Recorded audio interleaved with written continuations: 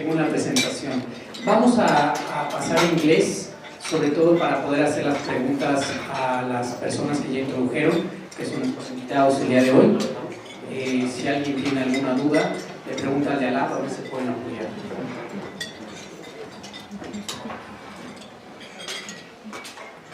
Well, first of all, it's really a pleasure to have you all here. Winnie, first I would like to start asking a question for you so you can answer to all the people that are really anxious to hear about you. If you can really tell us and give us like a big picture about who's really Harold Greenspoon and about the Harold Greenspoon Foundation, what really are Harold invested, why he really invested almost all his resources in the Jewish community, and why really this project?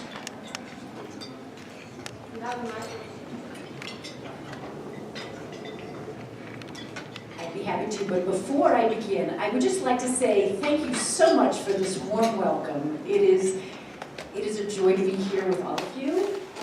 I wish my Spanish permitted me to conduct this interview in Spanish, so my apologies, but thank you again for having us. I have the true honor and privilege of working with my father-in-law to help see through his vision for philanthropy. To give you some idea of him, I'll have to start at the beginning. So he was a child of the Depression. He was born in 1929 to a family with no wealth, no means. His father died when he was young, and he was raised by his mother and his siblings, and life was not easy for him. He wasn't good at school. He struggled, and then he struggled to make a living. He struggled, he sold paper cups, he managed an ice cream truck fleet, he got fired from a lot of jobs, and he just failed and failed and failed.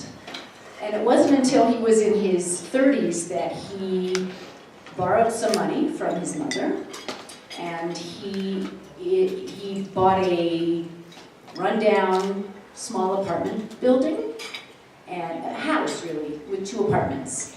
And he fixed it up and was able to sell it and do it again and again and again. And through his hard work and incredible perseverance, he was able to build a successful real estate company.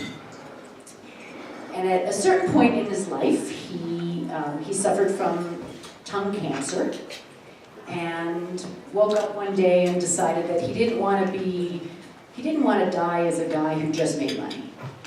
And so he really turned his attention to giving back. And then it was a question of where to give back to.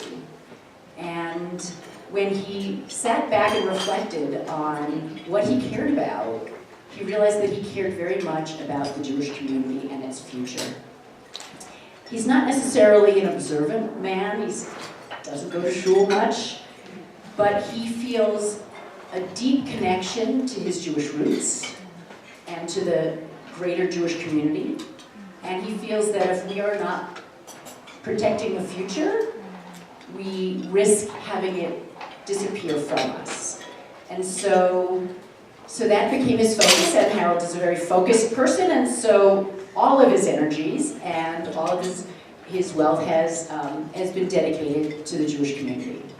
And so if you're interested, sometime he and his wife recently signed what's called the Giving Pledge, which is a project that Warren Buffett and Bill Gates started to get to encourage people who have been most fortunate to give back more than half of their wealth to charity and charitable causes. And on the website, they ask each of the funders to write their story. And so Harold's story and his explanation for why the Jewish community is available to read.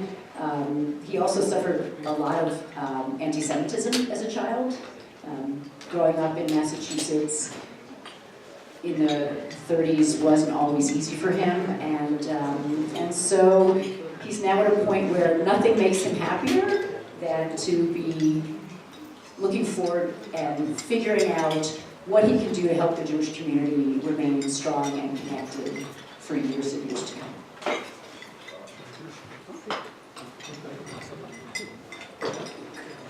Considering today all the changes